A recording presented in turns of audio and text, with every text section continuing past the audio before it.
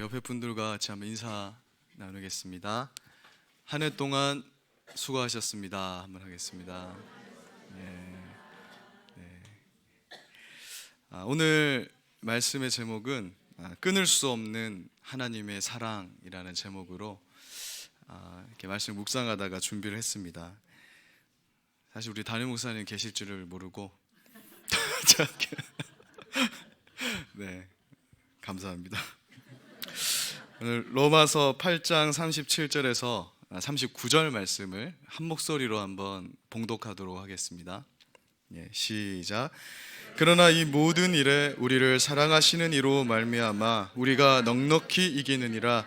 내가 확신하노니 사망이나 생명이나 천사들이나 권세자들이나 현재일이나 장래일이나 능력이나 높음이나 깊음이나 다른 어떤 피조물이라도 우리를 우리 주 그리스도 예수 안에 있는 하나님의 사랑에서 끊을 수 없으리라. 아멘. 성탄절까지 이제 보내고 나니까 정말 2019년 한 해가 얼마 남지 않았습니다. 제가 한 해를 마무리되어가는 이 시점에 오늘 말씀을 준비하면서 개인적으로 2019년 한 해를 이렇게 돌이켜보는 시간을 좀 가졌는데요. 한 해 동안 있었던 일들 중에 기뻤던 일도 있고 또 감사한 일들도 많이 있었지만 생각해 보니까 사실 힘들고 어렵고 여전히 이해할 수 없는 일이 끊임없이 1년 동안 내 삶 속에 있었구나라는 것을 발견하게 됐습니다. 성도 여러분들 앞에서 솔직하게 고백하자면 제가 그래도 경주선교교회 부목사라 하면서 하나님 앞에 올 한 해 한 일 중에 내세울 것이 있느냐 이렇게 질문하신다면 참 단연코 내세울 것이 없다라는 그런 절망적인 고백밖에 나올 수가 없더라고요. 그게 좀 진실한 고백입니다.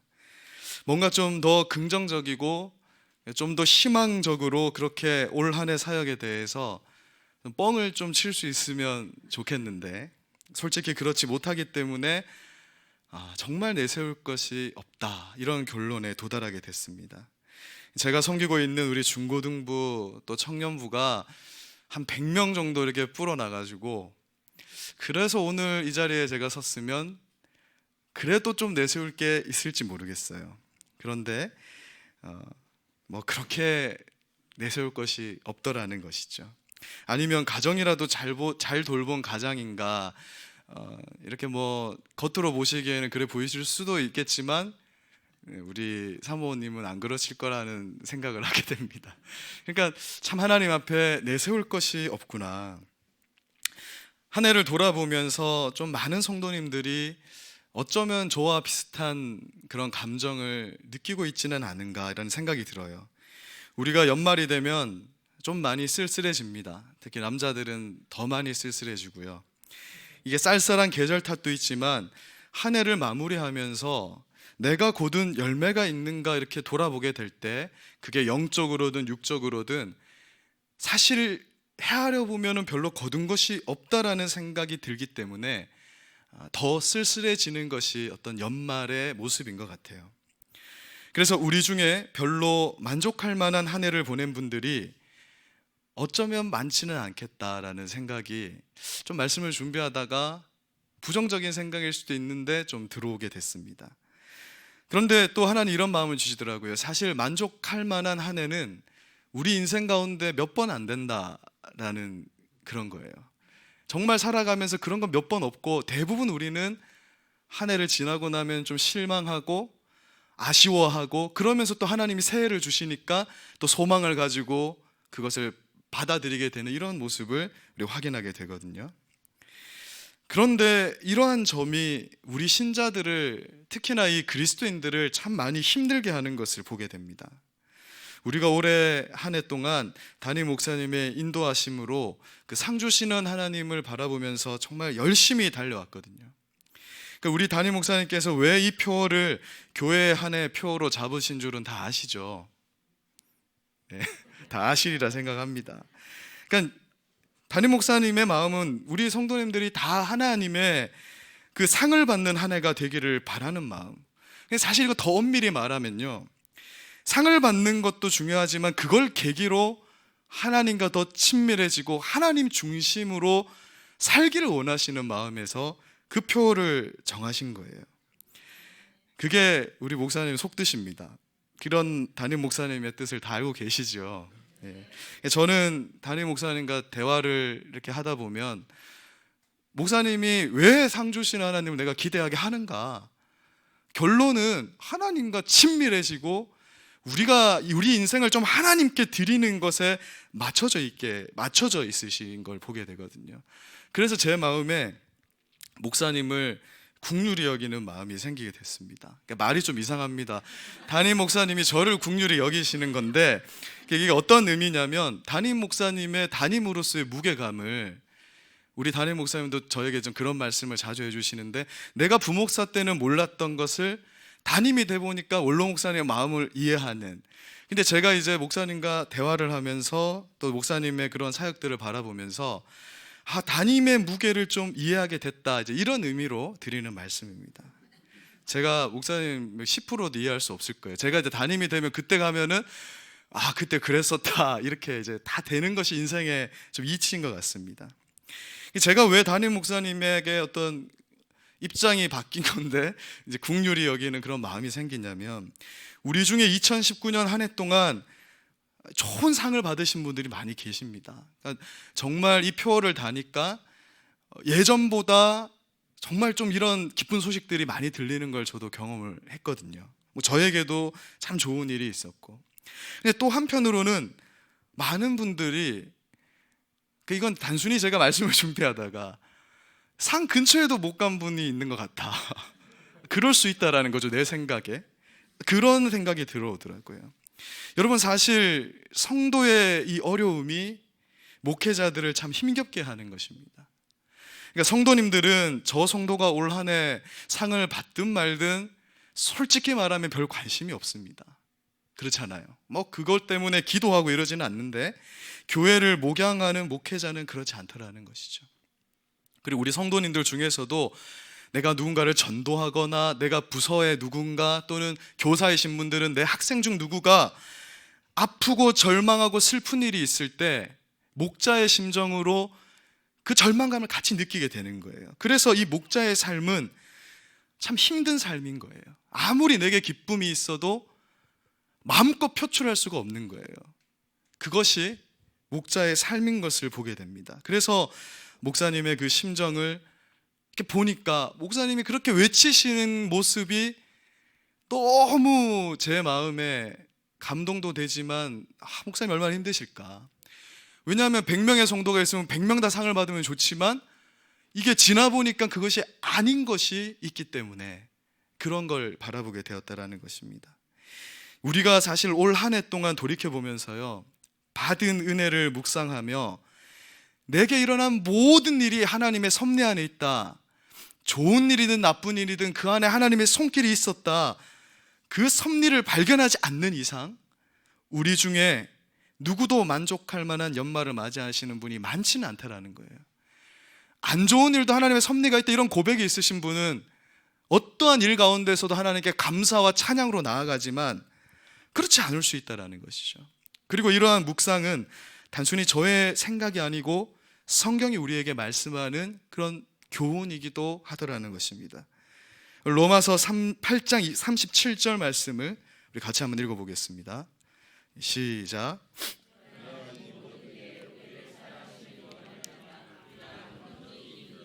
아멘. 우리가 너무나 사랑하는 말씀, 넉넉히 이긴다. 근데 또 한편으로는요, 이 말씀이 우리 신앙생활에 정말 어려움이 되는, 이 말씀 정말 내 신앙에 걸림이 되는 이런 말씀이 될 수도 있습니다.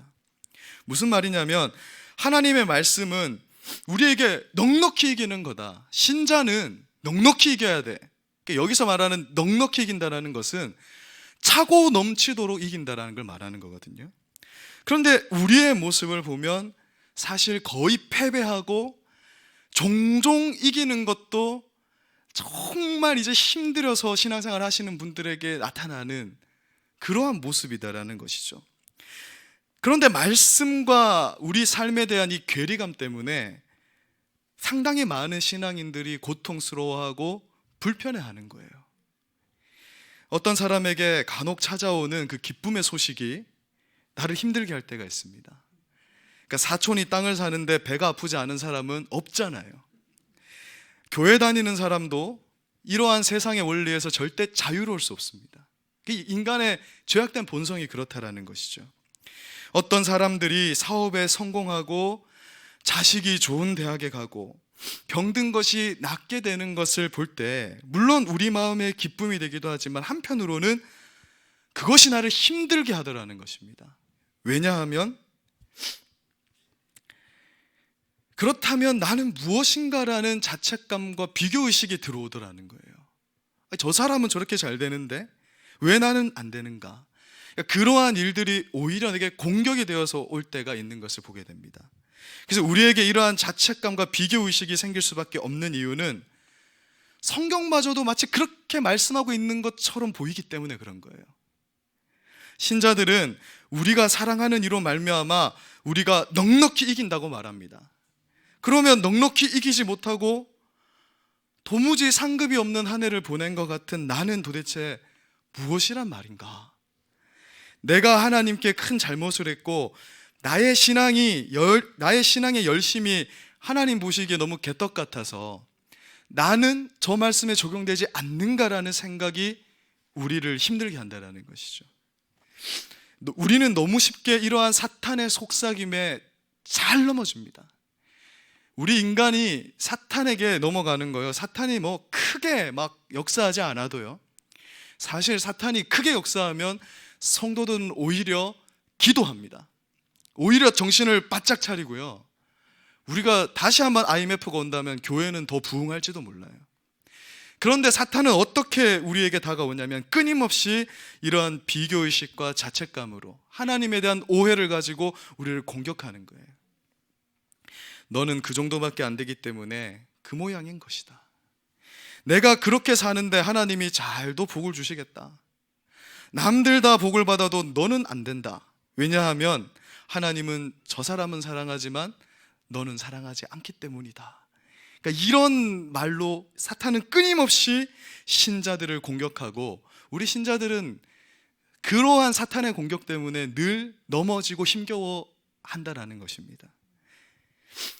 우리는 이러한 생각이 다 잘못된 생각인 것을 알고 있습니다. 그런데 이 사탄의 생각이라는 것은 항상 무서운 게 아닌 것을 알지만 마음속으로 되뇌우다가 그게 믿음이 되는 거예요. 하나님의 말씀도 들을 때 우리에게 믿음이 되지만 안 좋은 말, 부정적인 말, 사탄의 음성도 자꾸 듣다 보면 그게 믿음이 되는 것입니다. 말에 힘이 있는 것이라는 것이죠. 그렇게 우리는 이러한 생각이 발생하는 이유를 점검하고 또 적절한 진단을 내려야 합니다. 사탄이 우리가 가진 죄책감과 비교의식을 이 좋은 먹잇감으로 삼아서 우리를 공격할 때 우리가 쉽게 넘어지는 이유가 뭐냐 하면 우리가 하나님의 말씀을 많이 오해하여서 성경에서 말씀하시는 그 형통의 원리를 잘못 이해하고 있기 때문에 그런 것입니다. 우리는 로마서 8장 37절에 이 넉넉히 이기는 형통함이 다 쉽게 어떻게 생각하냐면 우리가 바라는 종류의 세상적인 형통에다가 다 초점을 맞추고 있는 거예요. 무엇을 근거로 그런 말씀을 제가 드리는가 하면 로마서 8장 37절 말씀을 기록한 이 사도 바울의 삶 자체가 정작 우리가 생각하는 그러한 형통의 삶을 살지 못했다라는 것입니다. 그러니까 여기서 말하는 이 넉넉히 이기는 삶이라는 것은 단순히 지금 육적인 것을 말하는 것이 아니라 영적인 것에 대한 것을 우리에게 소개하고 있는 거예요. 세상적으로 보자면 바울은 예수를 만나고 예수를 알고 예수를 사랑하면서부터 인생이 꼬인 사람입니다. 세상적으로 보면요. 그가 예수님 만나기 전에는요, 장래가 촉망되는 바리새인이었어요. 야, 저 젊은 친구가 진짜 열심히 있다. 쟤는 앞으로 우리 유대인들을 이끌어갈 자다. 그런데 로마 시민권도 가지고 있네. 잘 나가는 학자였습니다.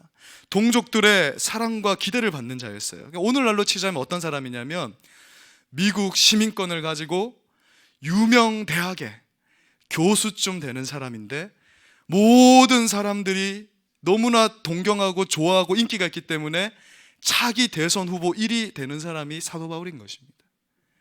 그런데 그가 예수를 만나고 예수를 믿고부터는 인생이 꼬이기 시작하는 거예요. 예수를 믿기 때문에 조롱과 무시와 죽음의 위기가 늘 그를 따라다닙니다. 그러면서도 같은 그리스도인들도 그를 인정하지 않고 비난을 합니다. 과거에 그가 교회를 핍박했다라는 그것을 가지고 책을 잡아서 이 바울을 인정하지 않고 심지어 자기가 개척한 교회의 성도들마저도 네가 무슨 사도냐, 네가 사도면은 네 병도 하나 못 고치냐, 이런 비난을 듣는 거예요. 실제로 사도 바울은 정작 성령의 능력이 나타나고 사도의 권위가 나타나니까 손수건만 덮어도 사람들 병이 막 낫는 기적이 일어나는데, 정작 자기 병은 그렇게 고쳐달라고 3번을 하나님께 간구했는데 네 은혜가 족하니까 너는 그렇게 살아라, 이렇게 끝나버리는 거예요. 사랑하는 여러분, 도대체 이것이 무슨 형통하는 삶이냔 말이죠. 세상적 형통이 아니라는 것입니다. 모든 일에 넉넉히 이기는 삶과는 너무나 거리가 먼 것처럼 보이지 않으십니까? 그런데 이런 삶을 사는 바울이 무엇을 근거로 우리에게 지금 확신을 가지고 우리 신자들은 모든 일에 넉넉히 이기는 자다, 형통한 자들이다, 이렇게 말하고 있는 것일까요? 그러니까 우리가 기독교에 대해서 오해해서는 안 됩니다. 성경이 말씀하는 형통의 개념은 결코 우리가 생각하는 그런 형통의 개념이 아닌 거예요. 하나님하고 아무런 관계도 없이 살면서 그저 잘 먹고 잘 사는 걸 형통이라 생각하면 안 된다라는 것입니다.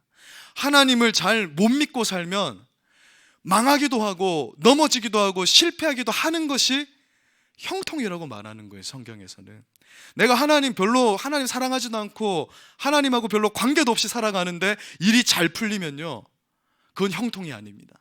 그럼 망하는 길이라는 거예요.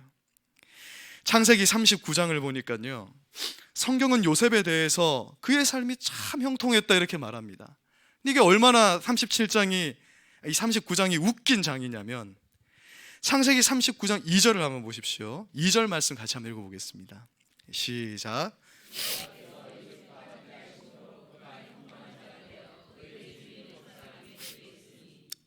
요셉이 아버지의 사랑 진짜 많이 받고 살다가 그 형들에게 시기와 미움을 받아가지고 형들한테 팔리게 되는 거예요, 노예로. 그래서 애굽에 이 보디발이라는 친위 대장 집에 종으로 가게 됐는데, 하나님 뭐라고 하냐면은 성경에는 요셉과 함께 하심으로 그가 형통하였다 이러고 있는 거예요. 아니, 종으로 잡혀가는데 뭐가 형통하냐는 거죠. 이게 오늘날로 따지면요, 우리 중고등부 중에 한 명이 원래는 막 수능이 무조건 1등급 나오는 애였는데 밀어 쓴 거예요. 그래가지고 올 한 해 재수를 하게 됐더라. 근데 목사님이 앞에 나와가지고 형통하게 되었습니다. 큰일 나는 거죠. 그런 말이잖아요. 그것보다 더 심하죠. 종이 됐으니까. 그리고요, 39장 23절도 한번 보면요, 보디발의 아내가 요셉을 유혹했습니다. 여러분, 이 혈기가 가득할 때 아닙니까? 젊을 때. 근데 보디발쯤 되는 사람의 아내가 예뻤을까요? 안 예뻤을까요? 저는 상당히 예뻤을 거라고 생각을 합니다. 그 여인이 막 유혹을 하는데요, 내 신앙을 지키고자 그걸 뿌리쳤단 말이죠. 근데 그것 때문에 감옥에 갑니다. 선을 행했는데 감옥에 갔다. 그런데 여기서도 하나님 뭐라고 말씀하냐면, 그가 요셉과 함께 하시니 범사는 모든 일에 형통했다라고 말하고 있는 거예요. 사랑하는 여러분, 솔직히 이것이 무슨 형통입니까? 저도 이런 형통은 바라지 않습니다. 그 이찬수 목사님이 보니까 이찬수 목사님 어머니가 그렇게 요셉처럼 살기를 기도했대요. 그래서 17세부터 고난이 시작됐다라고 하더라고요. 그러니까 이 형통이라는 것이 우리가 생각하는 지금 형통과 하나님이 말씀하시는 형통이 정말 다르다. 우리의 생각과 하나님의 생각이 이렇게 지금 다르다라는 걸 보게 되는 겁니다. 바로 여기서 신앙의 괴리감이 생기게 되는 거예요. 시편 105편 17절에서 19절 말씀을 한번 보십시오. 요셉이 종으로 팔리고 그의 발이 착고에 차지고, 옛날 죄인들의 발에 차던 거예요. 그리고 쇠사슬로 그 몸이 묶게 되는 그 일이 언제까지 이어지냐면 여호와의 말씀이 응하게 될 때까지 지속돼야 한다라고 말합니다. 여호와께서 허락할 때까지 요셉은 고난을 받아야 되는데 그 고난 받는 것을 성경에서는 뭐라고 하냐면 형통이라 말하는 거예요. 이 과정이 있어야만 요셉은 하나님이 뜻하시는 자리에 설 수 있기 때문에 우리 인간이 볼 때는 이것 없이 총리가 되면 좋은데 하나님이 보실 때에는 이런 걸 거치고 총리가 되는 것이 형통이고 이것이 바로 넉넉히 이기는 것이다라고 지금 말씀하고 있는 것입니다. 이것이 왜 형통입니까? 결국은 하나님의 뜻하신 대로 우리가 가더라는 거예요. 그것이 고난의 길이고 힘겨운 길일 수도 있지만 그 모든 것이 합력하여서 결국에는 하나님이 계획하신 그 길에 도달하기 때문에 그런 의미에서 이것이 형통한 거다 이렇게 말씀하고 있는 것입니다. 이게 바로 성경에서 말씀하고 있는 형통의 개념이라는 거예요. 오늘 말씀을 통해서 우리는 알아야 합니다. 그러므로 우리 위로의 근거는요, 결코 세상적인 것이 될 수 없습니다.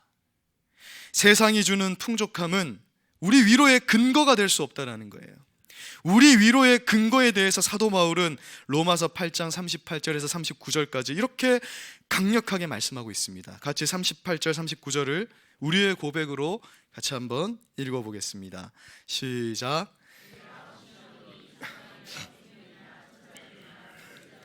현재일이나 장래일이나 능력이나 높음이나 깊음이나 다른 어떤 피조물이라도 우리를 우리 주 그리스도 예수 안에 있는 하나님의 사랑에서 끊을 수 없느니라.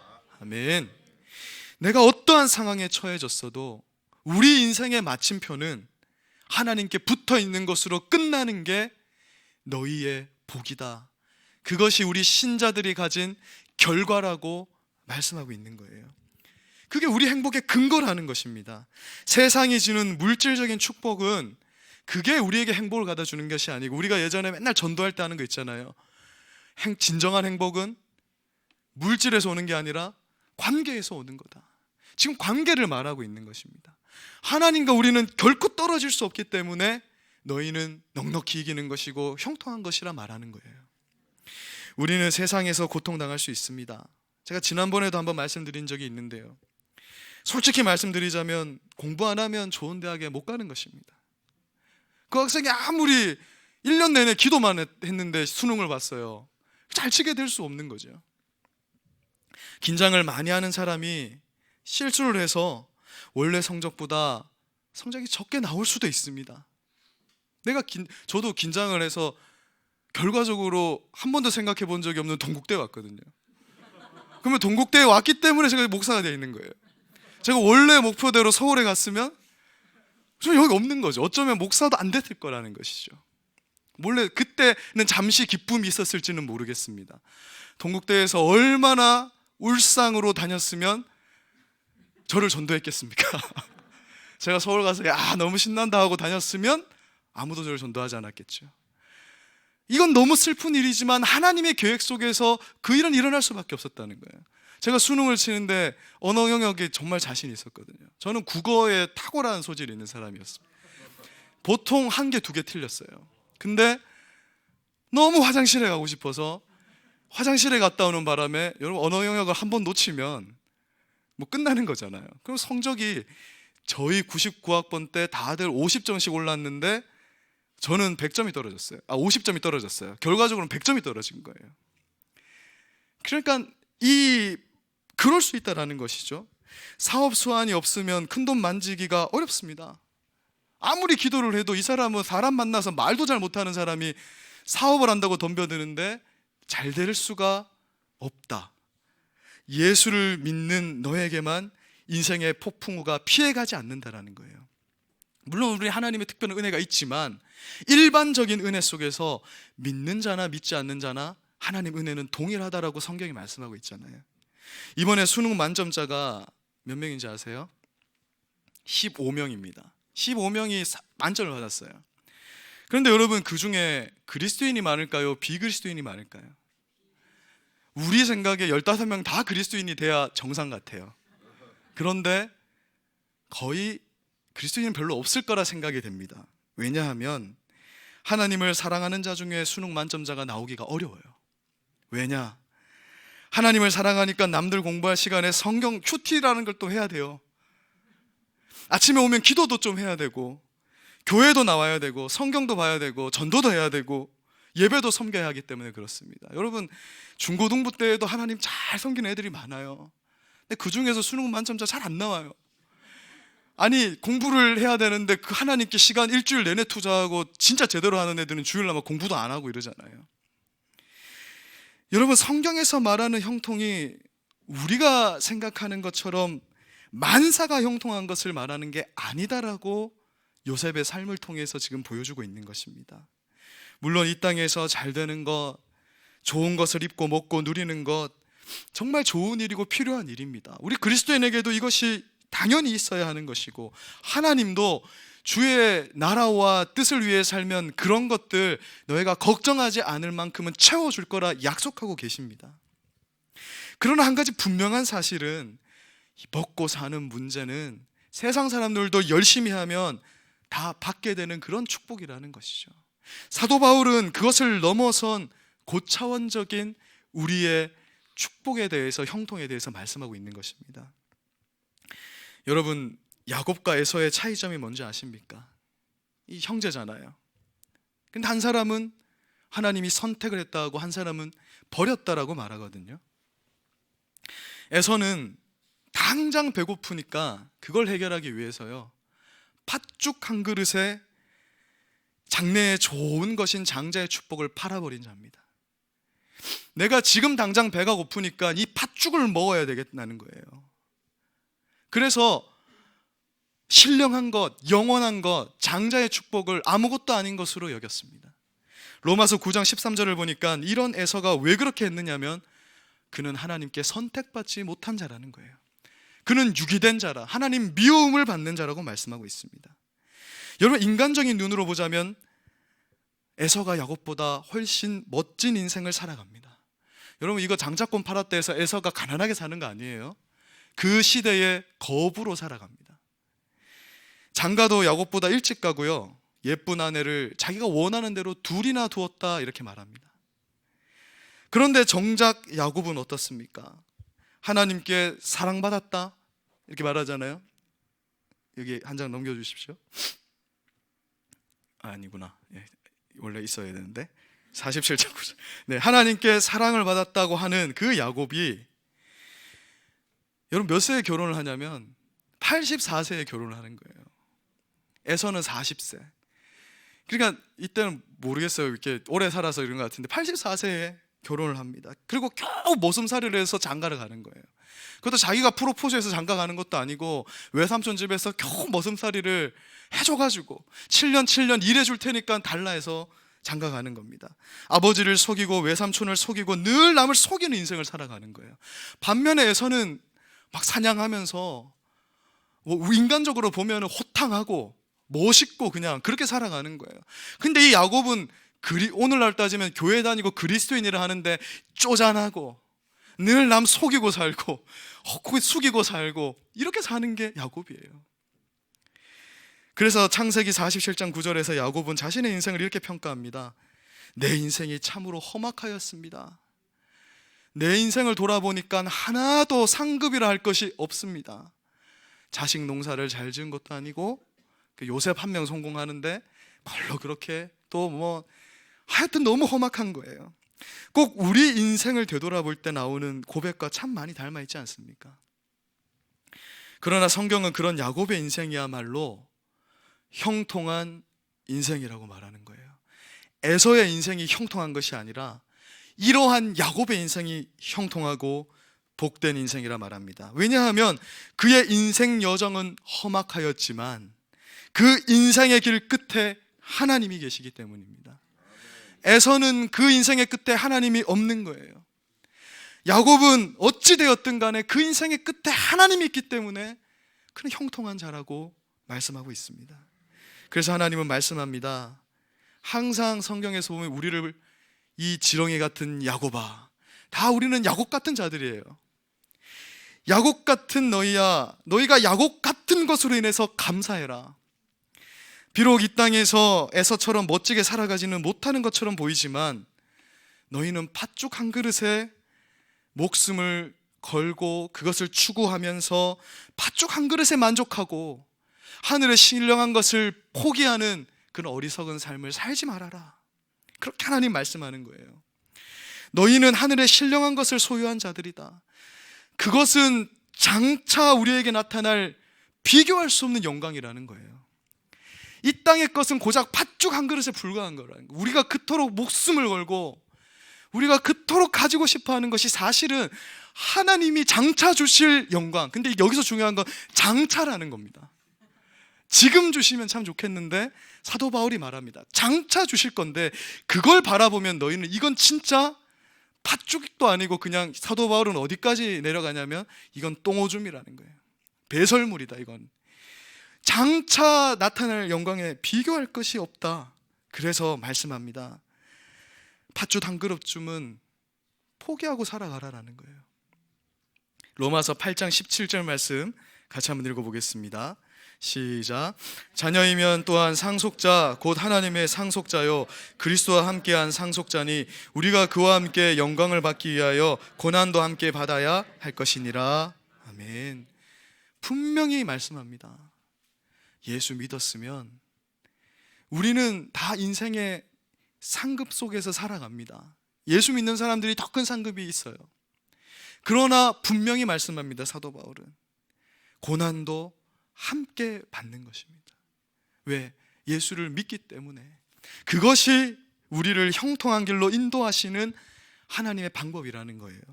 그래서 오늘도 하나님은 예수를 믿기 때문에 때로는 험악한 인생 속에 놓여있는 야곱 같은 우리에게 말씀을 가지고 오늘도 설득하고 계십니다. 왜냐하면 하나님은 자꾸 장차 주시니까 오늘도 힘겨워하는 우리를 향해서 말씀을 갖고 또 설득하는 거예요. 좀 더 참자. 좀 더 기대하자. 반드시 하나님은 상을 줄 거니까 기대하고 인내하고 혹시 내가 하나님한테 제대로 살지 못하는지를 점검하고 다시 하나님 붙들고 나아가자. 하나님이 그 설득 작업을 오늘도 하고 계신 것입니다. 우리가 어떤 존재인지를 다시 한번 확인시키시고 이 땅의 인생은 팥죽을 포기해서 조금 힘들 수 있지만 이 팥죽과는 비교할 수도 없는 장래의 좋은 것을 바라보며 달려가라는 것입니다. 이제 말씀을 정리하면서요, 본문으로 돌아와 우리가 로마서 8장 38, 39절을 다시 한번 보겠습니다. 그 무엇도 우리를 우리 주 그리스도 예수 안에 있는 하나님의 사랑에서 끊을 수 없다라고 말하고 있어요. 이 사실 때문에 우리는 이 땅에서 혹시 팥죽을 주지 않아도 감사하고 팥죽이 없음에도 불구하고 감사하고 주시면 주시는 대로 또 감사할 수 있는 신앙을 소유하게 되는 것입니다.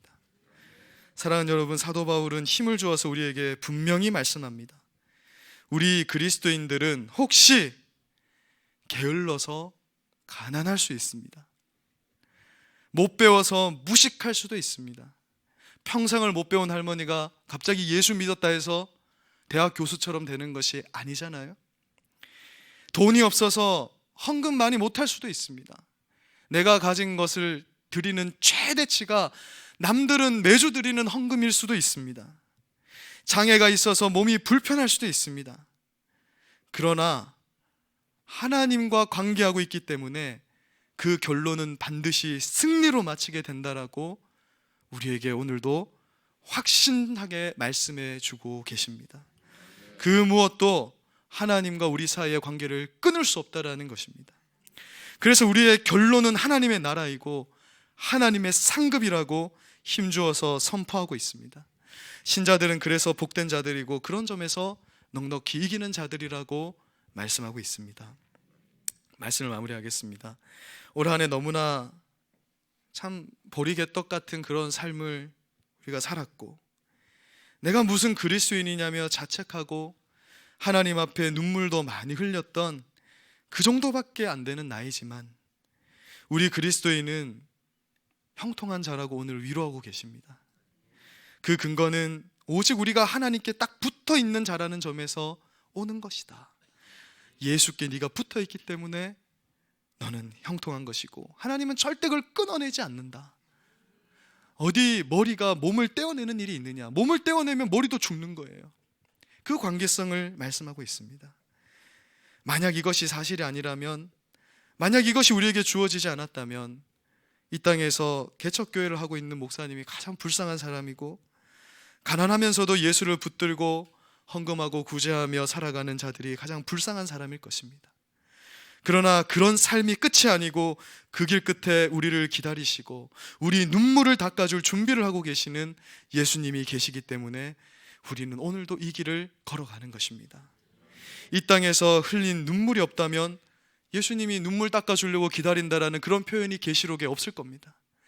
다 이 땅에서의 삶은 예수 믿는 것 때문에 억울하고 힘겹기 때문에 눈물 많이 흘리고 하기 때문에 우리 예수님 만나면 다 그 눈물 닦아주신다라고 약속하고 계신 거예요. 다 알고 있다.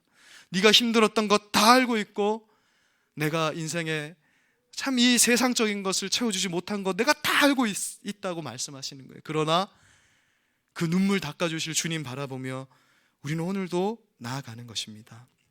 우리가 사탄이 주는 이 속임수에 넘어가지 맙시다.